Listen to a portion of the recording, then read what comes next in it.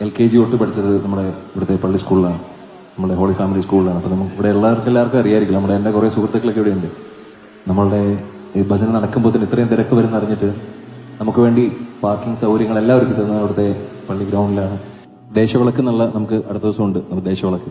ഇപ്പോൾ ദേശവിളക്ക് ഇവിടെ നടക്കുന്ന സമയത്ത് ദേശം മുഴുവൻ വിളക്കുകളാണ്. ആ സമയത്ത് ഇവിടെ പള്ളിയിലും വിളക്കുകൾ എത്തിക്കാറുണ്ട്. അപ്പോൾ അങ്ങനെ പോകുന്നൊരു നാടാണ്.